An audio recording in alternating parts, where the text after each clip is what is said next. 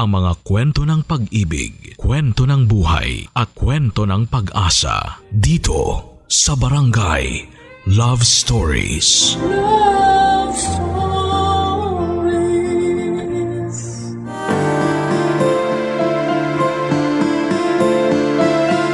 Ang pagiging handa sa pag-ibig ay wala sa tagal ng panahon.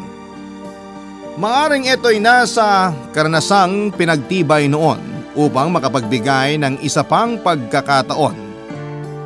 Ikaw, kabarangay, paano mo masasabi na handa ka na muling umibig?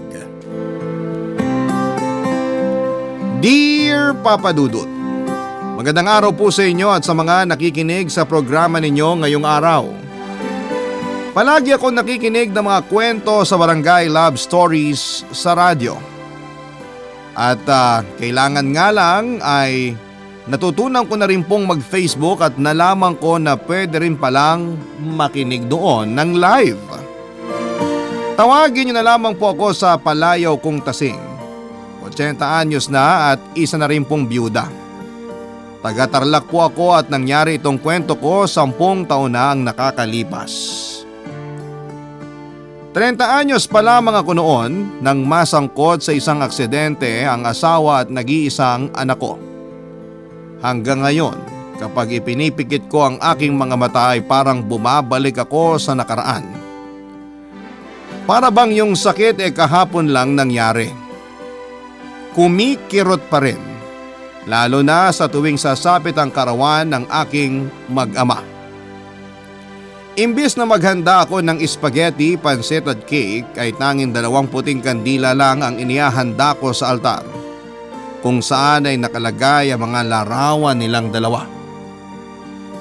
Taon-taon na ganoon ang ginagawa ko at kahit ngayong 4 na dekada na ang lumipas ay hindi pa rin ako napapagod na gawin yon. Hindi na ako nag-asawa pa, Papa Dudut.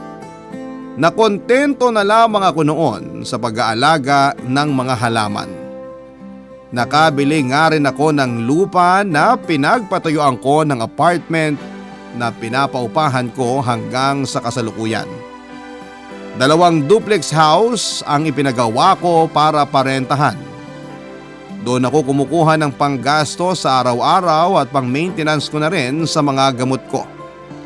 Yun ang naisip kong negosyo hindi lang dahil sa pera kundi para na rin may nakakasama ako kahit papaano. Pamilya na rin kasi ang turing ko sa mga tenant. Kalapit naman ang apartment na pinapaupahan ko ang bahay na tinutuluyan ko kaya madalas ko silang nakakausap. Pero bukod sa kanila ay isa rin noon sa naging malapit na sa akin ang kapitbahay kong si Salve. Madalas ay siya pa yung pumupunta dito sa bahay ko para makipagkwentuhan. Kung sa akin lang naman ay okay na ako sa buhay na meron ako. Sadya lang na meron pa rin mga tao na iniisip na hindi ako masaya sa buhay na tinataha ko. Mula noong mamatay ang mag-ama ko ay paulit-ulit akong itinutulak ng mga kakilala ko na maghanap ng asawa para makabuo na ng bagong pamilya. Pero madalas ay ngiti na lamang ang isinasagot ko sa kanila, Papa Dudut. Mula noong nawalang mag-ama ko ay hindi ko na talaga nakikita ang sarili ko na magkakaroon pa ng asawa. Para sa akin kasi walang makakapalit sa kanila dito sa puso ko.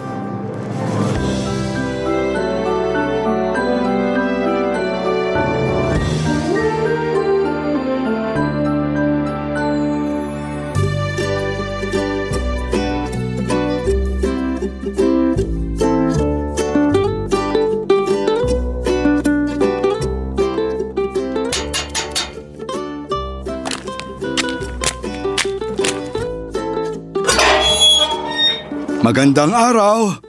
Pwedeng magtanong? Ano ho yon?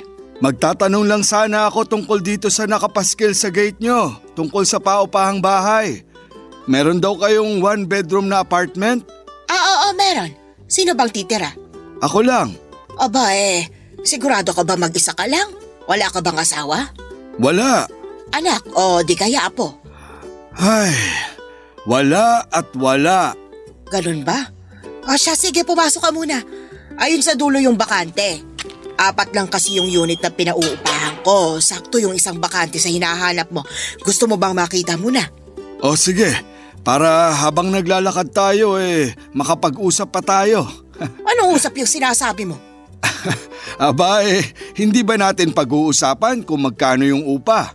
Yung sa kuryente at tubig din. Yun naman pala Halika, sumama ka sa akin at ipapakita ko sa iyo yung bakanting apartment. Magkano ba yung renta? Kung mag-isa ka lang pwede kong ibigay ng 9,000. Di pa kasama yung kuryente o yung tubig doon. May sarili kang kontador. 1 month advance, 1 month deposit. May 1,000 ring deposit para sa kuryente at tubig Bawal mag-alaga ng hayop kasi baka masirang mga halaman ko. Plantita ka pala. Anong plantita? Hindi mo yun alam? Aba saang planeta ka ba galing? Sira ulo ka pala kaya nga nagtatanong yung tao. Ikaw naman, di mabiro. Mabilis ka talagang tatanda niyan. Hindi mo na lang kasi sagutin ng diretso yung tinatanong ko. O siya, sige. Sasagutin na. Ang ibig sabihin ng plantita, yung mga babaeng mahilig sa halaman. Pag lalaki naman, plantito. Ayos ba? Sus, daming pautot. Pwede namang sabihin na lang na plant lover. Napakaseryoso mo naman masyado. Gayahin mo ko. Kahit 71 na nakakasabay pa sa mga bagets. Nandito na tayo. Pwede bang tumalikod ka muna? Ha? Bakit naman ako tatalikod? Kukunin ko yung susi. Saan mo naman kukunin? Sa bra ko. Pambihira naman Eto, tatalikod na.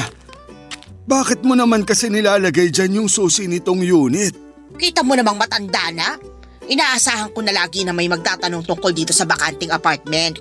Kaya para di na ako magpabalik-balik sa bahay para kunin yung susi, di dinadala ko na lang palagi.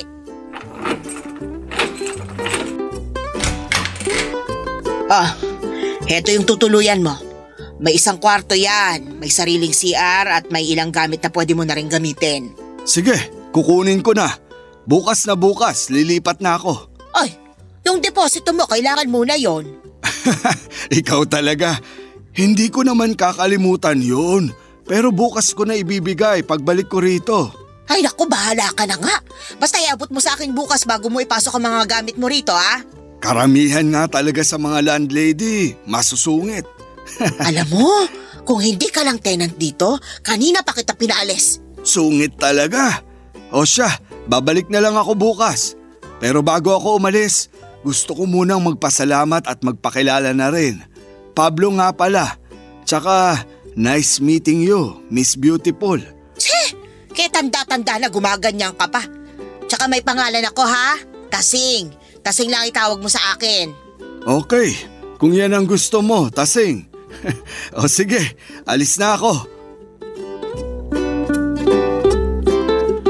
Sa ganoong paraan na nga kami nagkakilala ni Pablo Papadudut. Tulad ng sabi niya ay 61 anyos na siya at tulad ko ay mag-isa na lamang sa buhay.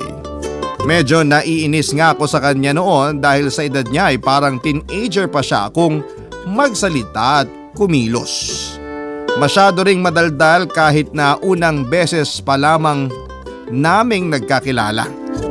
Nang makaalis noon si Pablo ay agad naman akong inusisa ng kapitbahay at madalas kong kakwentuhan na si Salve. Nakita niya raw kasi yung pagpasok ni Pablo sa loob ng bakuran ko kaya tinanong niya kung isa raw ba ito sa mga magiging tenant ko. At nang kumpirmahin ko yon ay parang batang nanukso si Salve. Ang sabi niya ay bagay daw kami ni Pablo kaya makipagkilala na raw ako ng mabuti at wag na itong pakawalan pa.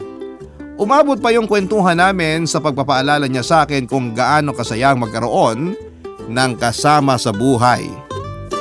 Matapos yung pag-uusap namin ni Salve kahit papaano ay namiss ko rin yung pakiramdam ng may kausap sa hapagkainan mula agahan hanggang hapunan. Pati na rin yung pakikipagkwentuhan ko habang nanonood ng teleserye o di kaya ay ng balita. Nasanay na kasi ako sa panonood ng 24 oras bago matulog tuwing gabi at kapag matutulog na. Hindi ko rin maiwasang ma-miss yung pakiramdam na may kayakap at panatag ang kalooban na hindi ako nag-iisa sa pagising kinabukasan. Batid kong saglit ko lamang nakasama ang mag-ama ko. Pero lahat ng masasayang alaala namin noong bilang isang pamilya ay tumatak na sa puso ko. Kaya tuwing nakakaisip ako noon na mas masaya siguro kung meron pa akong nakakasama, ay isinisiksik ko sa isipan ko na ayos na ako. Nakontento na ako. Pero sadyang may dumarating na tao sa buhay ko para guluhin ang isipan ko. Papa Dudut.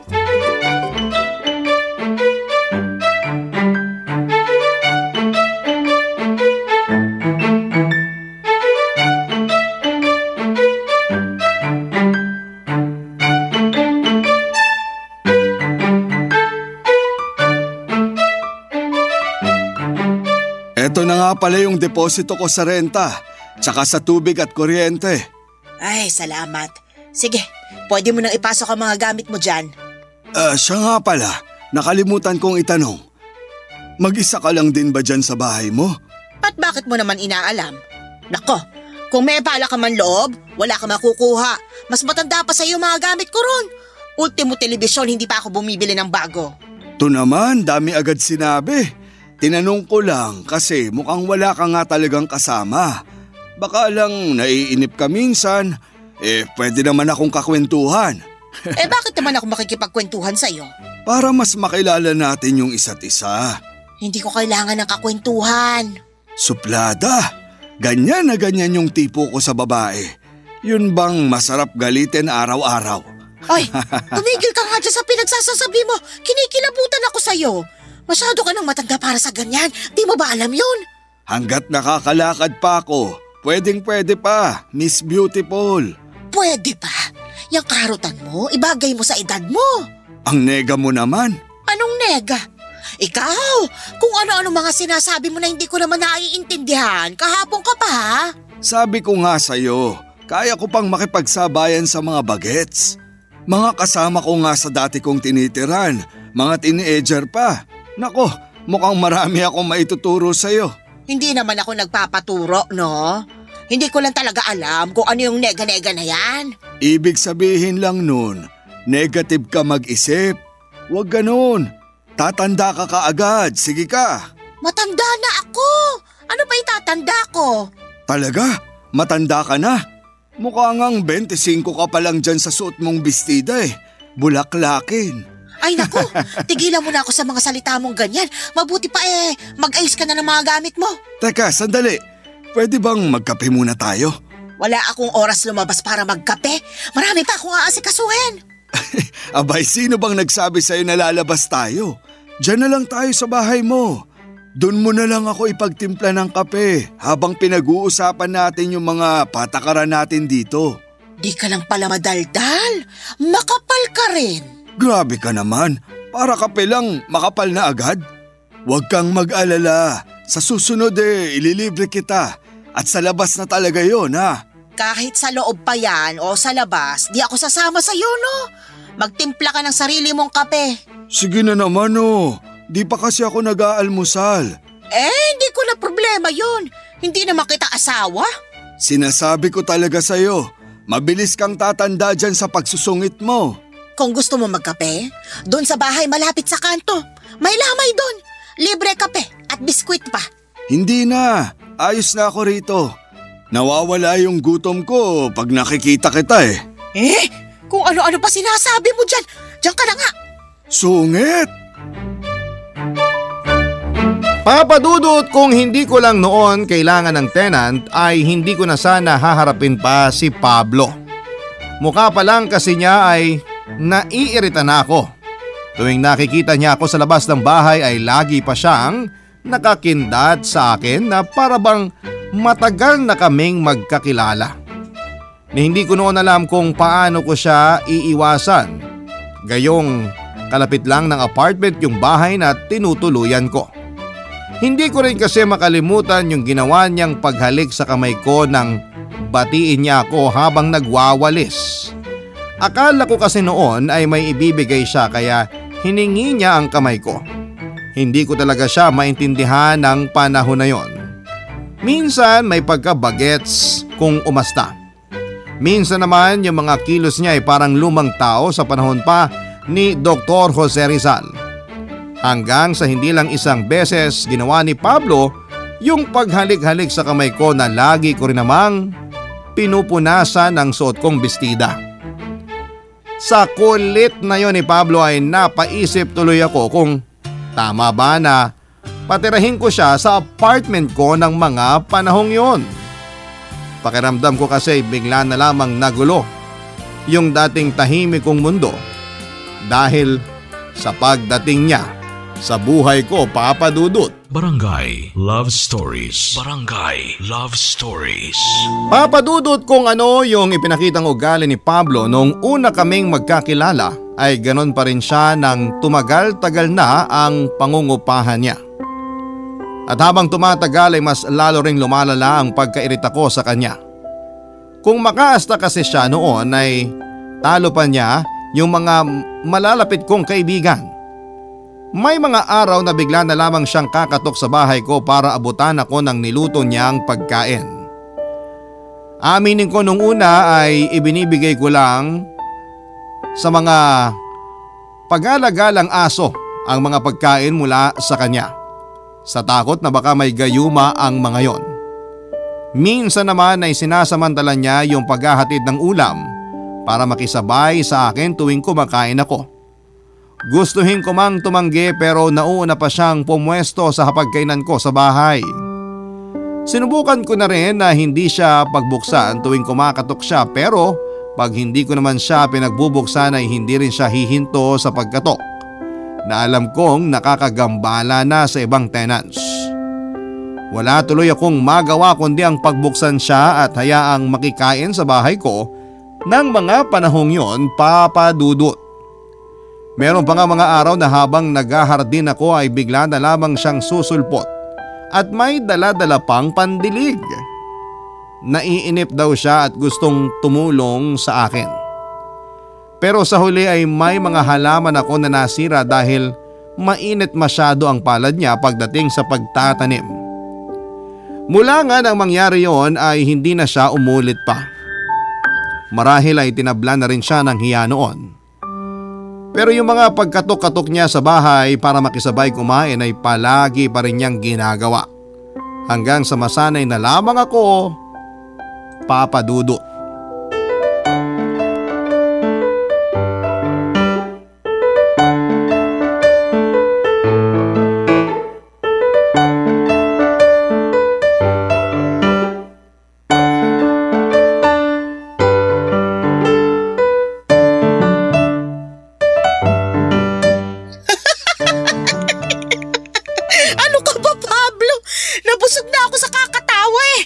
Sayang naman tong tinola na niluto mo, halos di ko nagalaw. Maganda yan. Tumawa ka lang ng tumawa para bumata ka pa. Bumata pa ako? Ha? Ibig kong sabihin bumata pa lalo. Nako, tanggap ko ng edad ko, no? Di mo na kailangan pag-aanin ng loob ko. Pareho lang naman tayo na tanggap na yung edad. Mabuti nga't umabot tayo sa ganito di ba? Tama, yung iba dyan, 60 pa lang himlay na. Kaya nga dapat, sulitin pa natin yung mga natitirang taon ng buhay natin. Hindi natin dapat inaaksaya yung bawat sandali. Yun bang marami pa tayo na ibang pwedeng gawin? Gaya ng ngumiti at tumawa hanggang di na kaya ng tiyan? At makipag-date. Ha? Makipag-date, sabi ko. To naman, parang nabingi agad nung narinig yon. Sobrang tagal na ba nung huli mong narinig yan? Parang di na kasi tanggap ng sistema mo. Hindi naman sa ganon.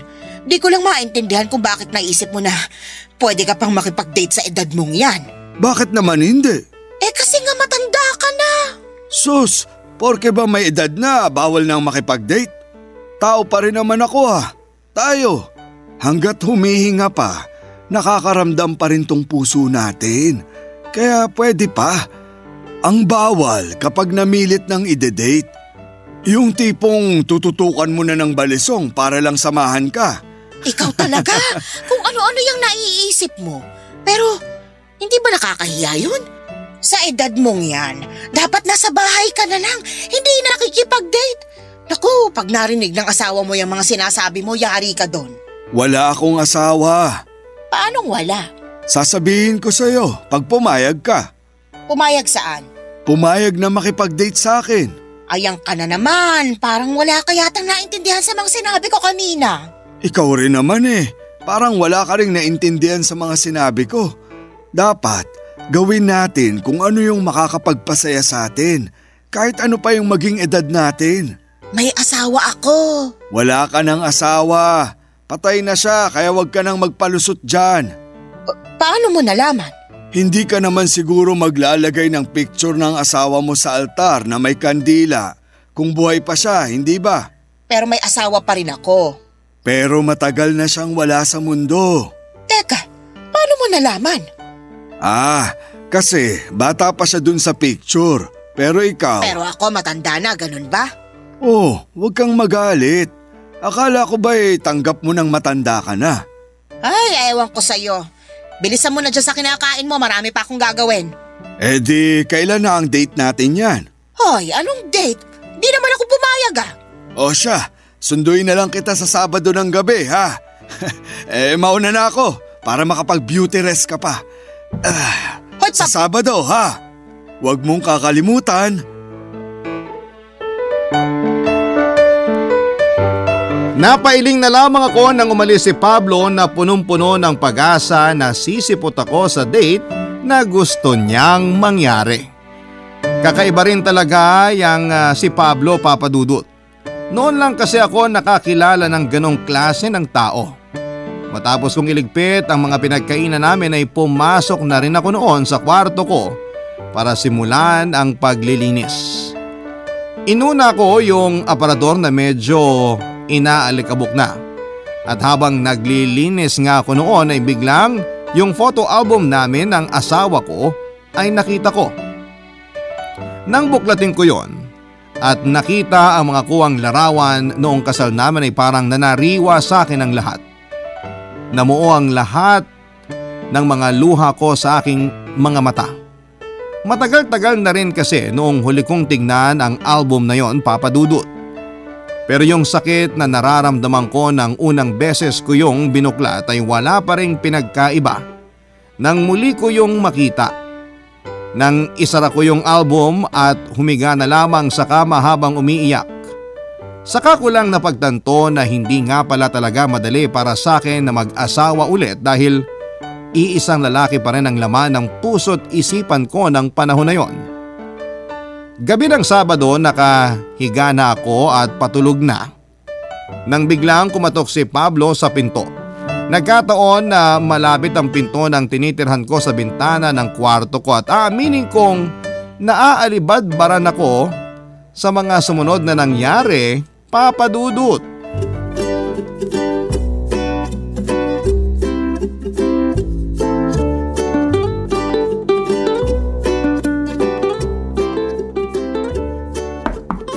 Tao po!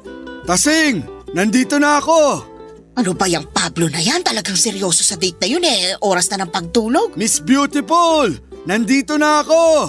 Ang kulit-kulit talaga ng matandang yun. Tasing! Lumabas ka na dyan! Napapaligiran ko na ang buong bahay mo! Kapag hindi ka lumabas dyan, di ko babayaran upa ko sa susunod na buwan! At nagawa pang mag-eskandalo, nakakahiya. Malamang gising ng mga tenant ko nito. Tasing! Yoo! Alam ko, gising ka pa. Sabado ngayon. Huwag kang ulyanin. Date natin ngayon. At malamang pati mga kapitbahay ko gising na rin. Humanda kang lalaki ka. Tasing! Hoy Pablo! Kahit engkanto magigising sa pagsigaw mo. Magtigil ka nga dyan, nakakahiya ka. Di ka kasi sumasagot kaya sumigaw na ako. Tsaka di ako titigil hanggat di ka lumalabas para to pa rin yung date na ipinangako mo. Nahihibang ka na pa, hindi ako pumayag. Hindi ba? Wala ka naman magagawa. Nandito na ako. Nakaistorbo na ako bakit di ka pa mag-ayos? Sama ka na sa date natin. May picnic basket na ako rito Ayoko, manigas ka dyan. Pag hindi ka talaga lumabas dyan, hindi lang ako sisigaw. haharanahin pa kita. Buisit ka! Ayaw mo talaga? O sige, sisimulan ko na Oo siya, sige na. Lalabas na ako. Basta tumahimik ka na dyan. Nakakabulahaw ka na sa mga tenant ko. Di ka na nahiyang kulubot ka.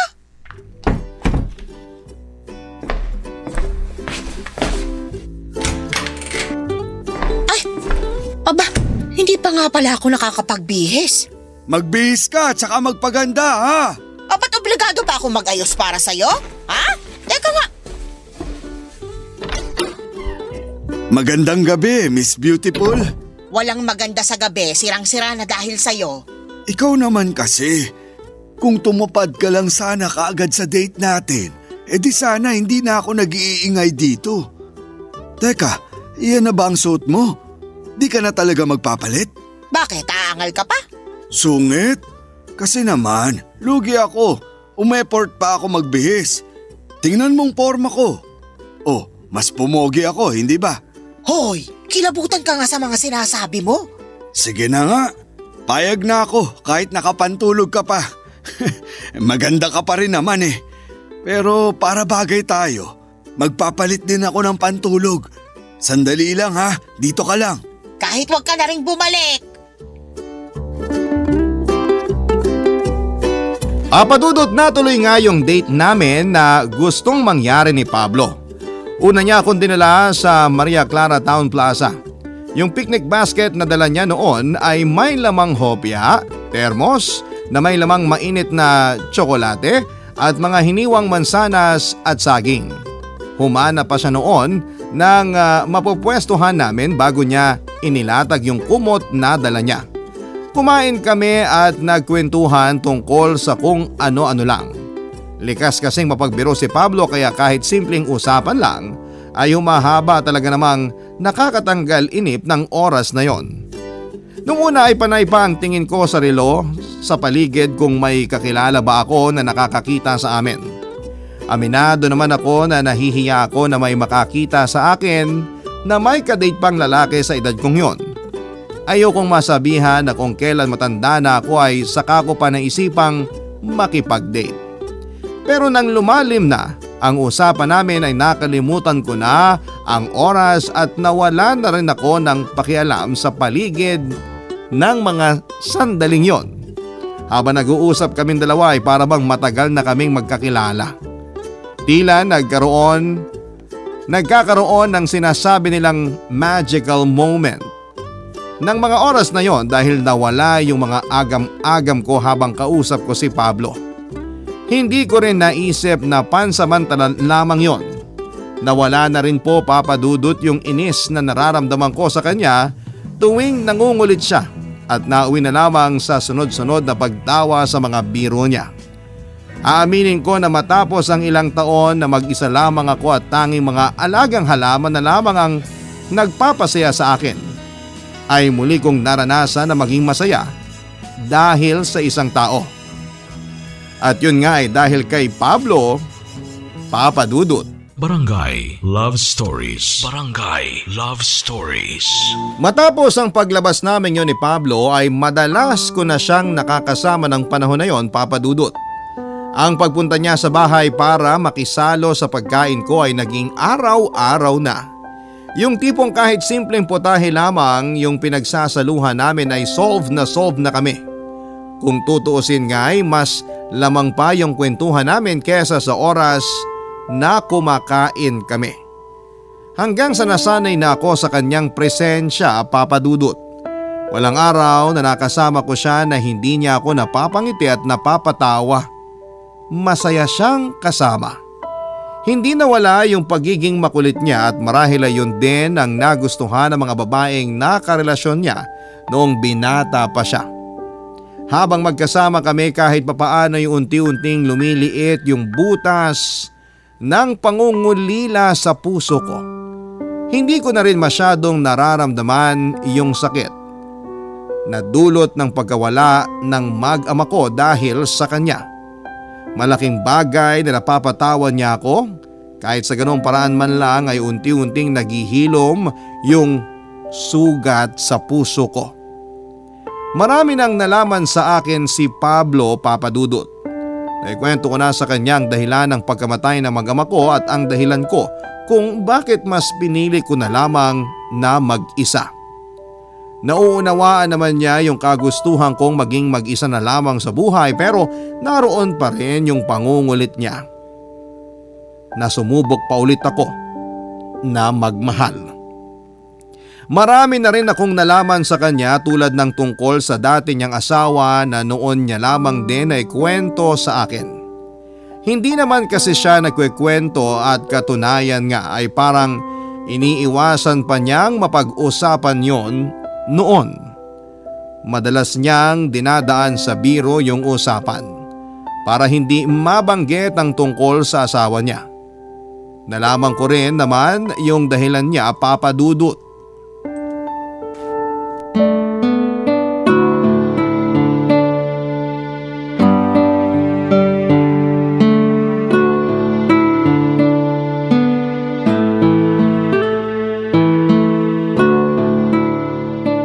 Dami ko nang nakwento sa'yo, ikaw naman.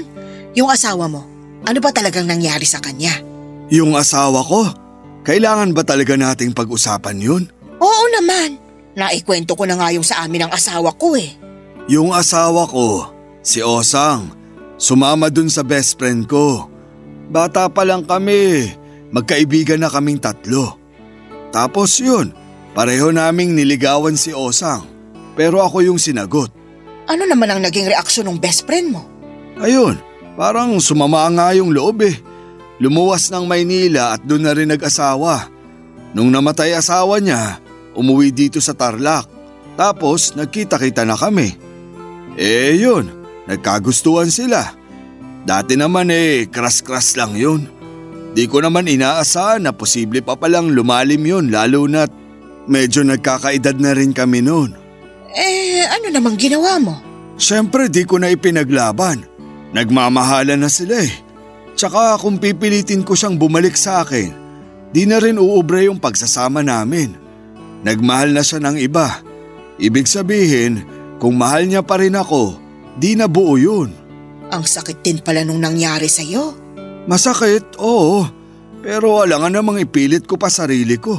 Di nagmukha pa akong nanlilimos ng pagmamahal nun. Sa pogi kong to.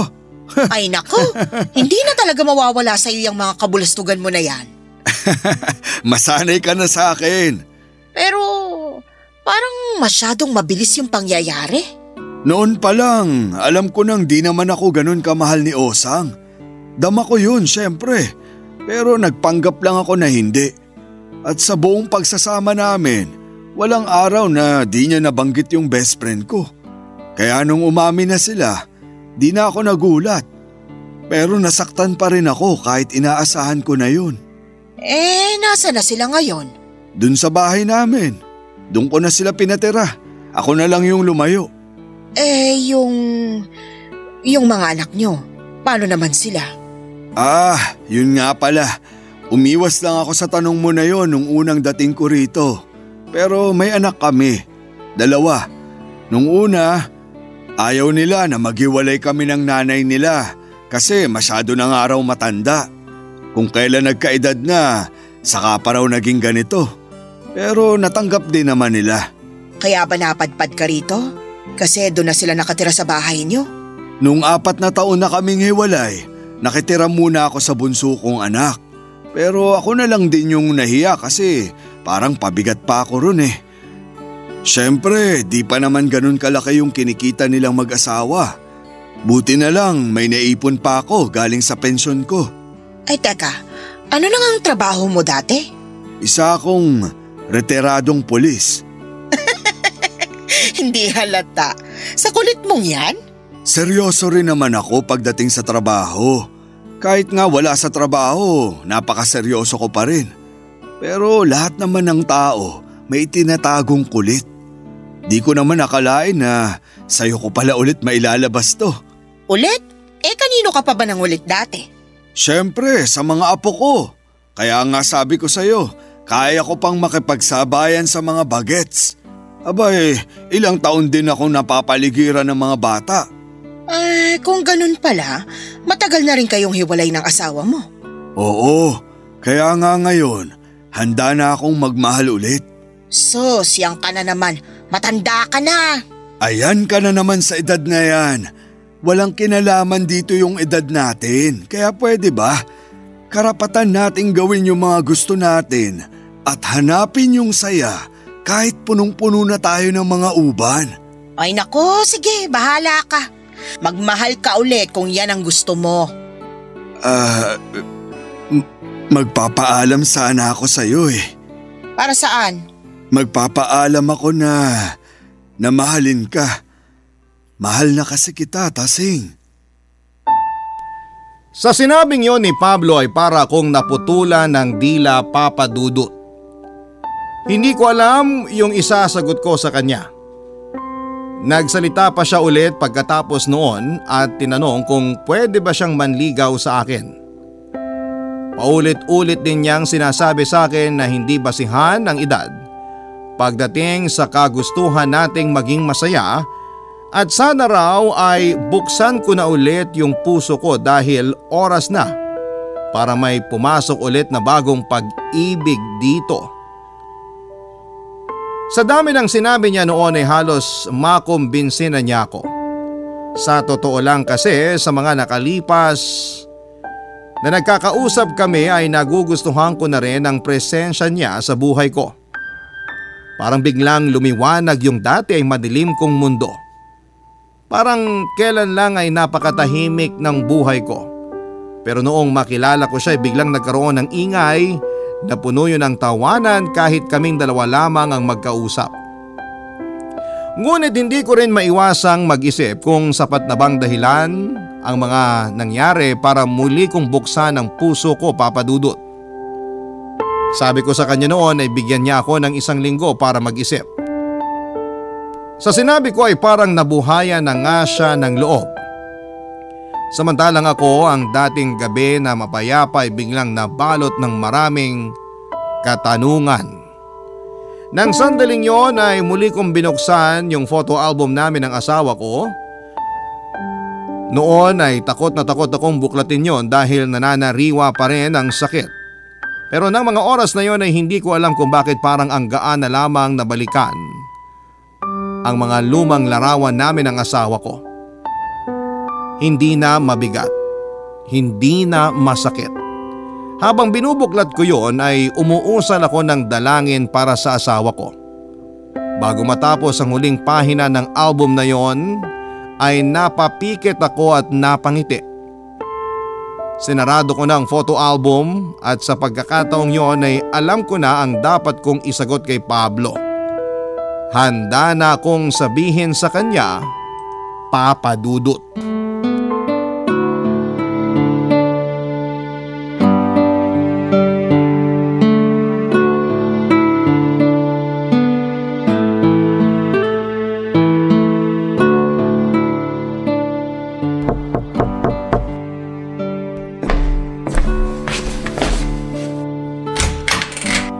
Oh, Tasing, ikaw naman yung naligaw dito sa apartment ko.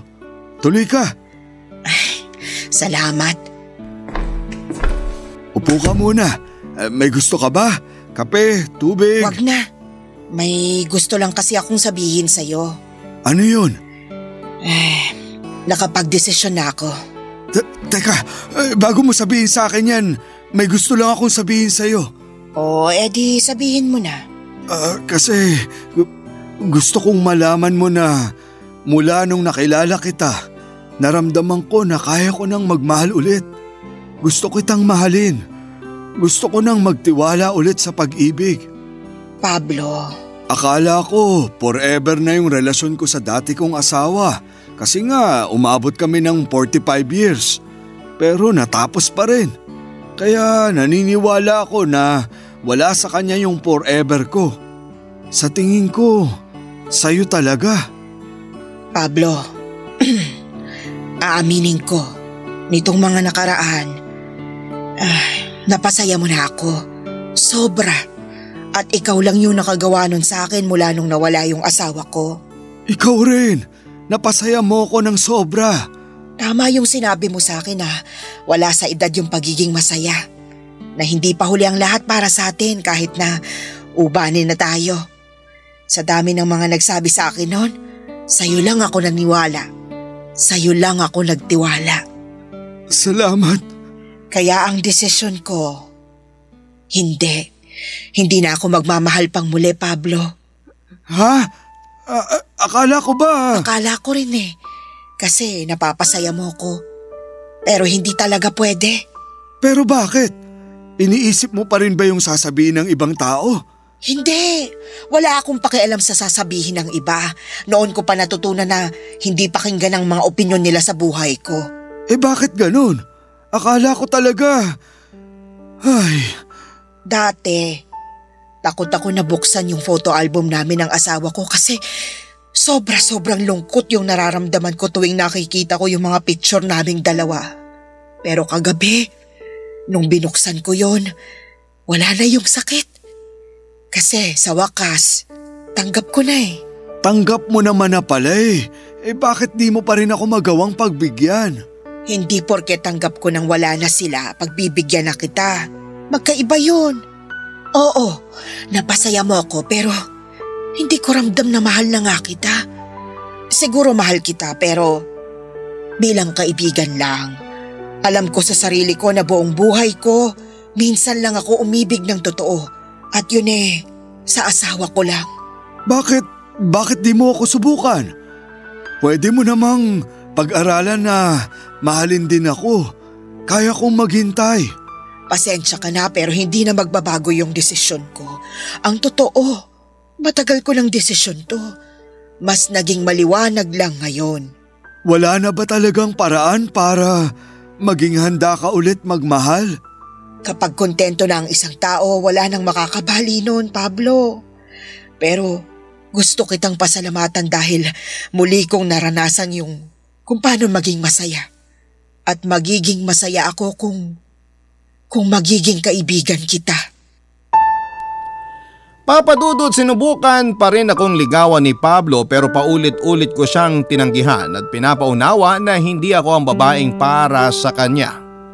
Dahil nakalaan na ako sa iba at yon ay sa asawa ko. Sa una ay nagkailangan kaming pareho at namiss ko ang pagkatok-katok niya sa bahay tuwing tanghali para makisabay sa pagkain pero nauunawaan ko rin naman siya. Bumalik ako sa dati kong ginagawa mula sa pagiging landlady hanggang sa pag-aalaga ng mga halaman. Lumipas ang ilang buwan at muli ko namang narinig ang pagkatok ni Pablo sa bahay at may dala pa siyang tinola. Hindi na namin muling pinag-usapan ang mga nangyari. Yung pagkatok at pagpasok niyang muli sa bahay ko ay senyales na tanggap namin na hanggang doon lamang kami. Landlady niya ako, tenant ko siya, kasabay ko siya sa pananghalian, kakwentuhan, kaibigan at baka nga yun lamang kaming dalawa. Hanggang magkaibigan lamang. Malaki ang pasasalamat ko kay Pablo dahil maraming bagay na naging malinaw sa akin mula noong dumating siya. At dahil sa kanya ay hindi na ako takot na buklatin muli ang mga ala-ala namin ng mag-ama ko. Laking pasalamat ko talaga na pumasok siya sa buhay ko at nadagdagan ako ng isa pang kaibigan. Yun yata ang forever namin. Forever na magkaibigan. Magkaibigan pa rin kami ni Pablo hanggang sa ngayon at sa pagkakataong ito ay mas nauunawaan na namin ang isa't isa. Masaya na kami at kontento na sa pagiging magkaibigan lamang. Hanggang dito na lamang po ang kwento ko, Papa Dudut, at maraming salamat po sa inyo at sa Barangay Love Stories. Pagpalain sana kayo palagi and more power sa programa ninyo. Ang inyong forever kapuso at ka-barangay Tasing. Nagustuhan ng iyong napakinggan? Ituloy yan via live stream sa www.gmanetwork.com/radio. Barangay LS 97.1 Forever